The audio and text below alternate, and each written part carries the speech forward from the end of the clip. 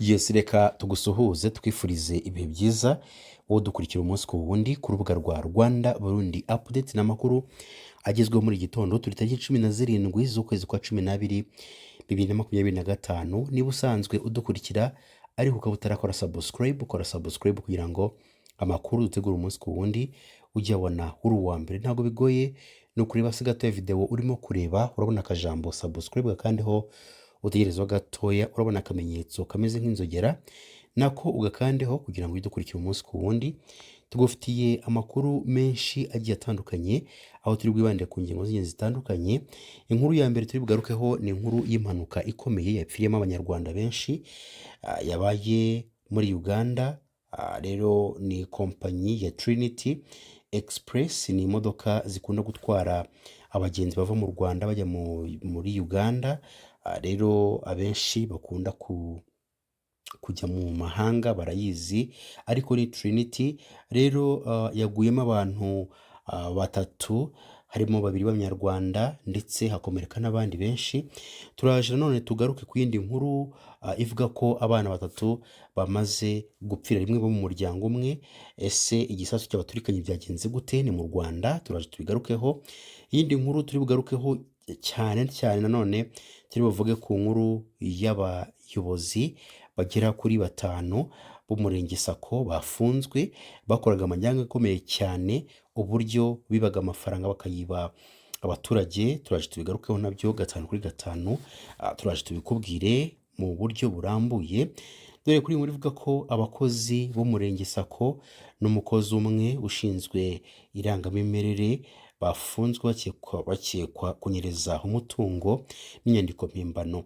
Amakuru yaje kuba yatangazwa n'uko RIB yafunze abakozi 6 barimo abakozi b'umurenge Sako ndetse n'umukozi ushinzwe irangamimerere mu murenge wa Gatare, akarere ka Nyamagabe. Barakekwaho kunyereza amafaranga no gukora inyandiko mpimbano.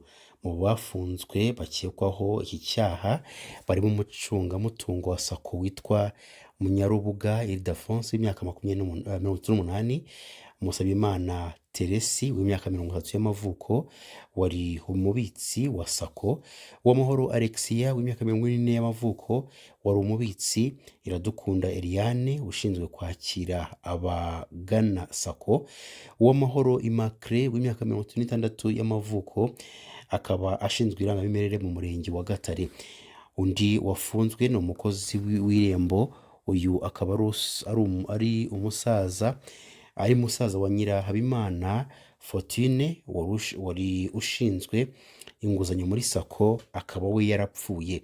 Aya makuru avuga ko aba bakozi bose bakurikiranyweho kunyereza umutungo wa Sako mu bihe bitandukanye, bakaba barakoze inyandiko zisaba inguzanyo, ariko ari zabaringa bakazikora mu mazina y'abakiriya babitse amafaranga muri Sako ishami rya Gatare.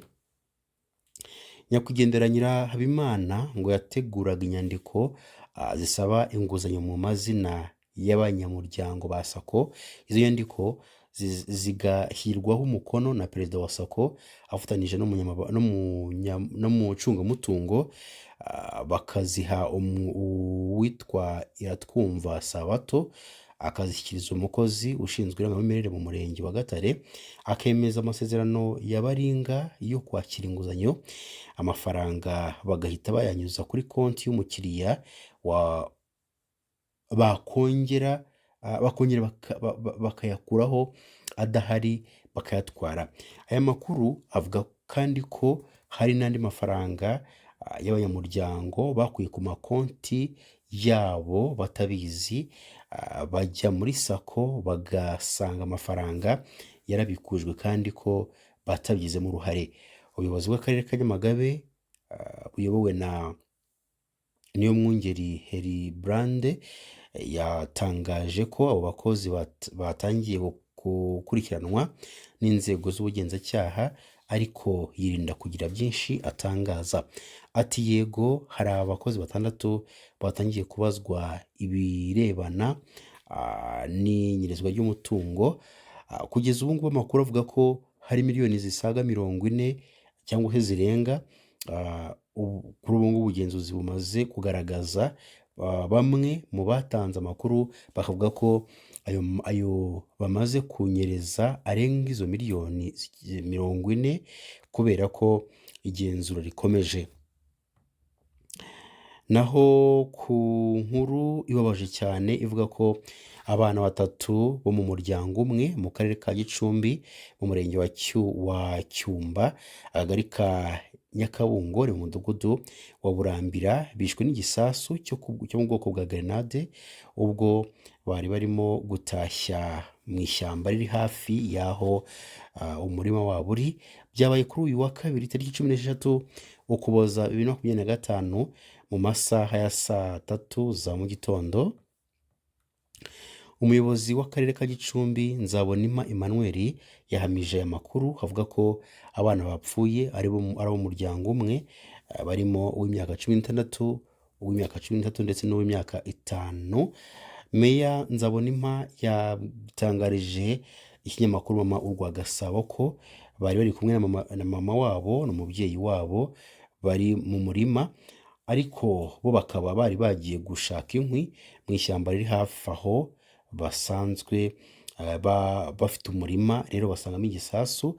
Ati bari baherekeje umubyeyi wabo, we yari mu murima mu by'ubuhinzi busanzwe, harimo bajya gutashya inkwi mu ishyamba, ubwo rero niho basanze igisasu.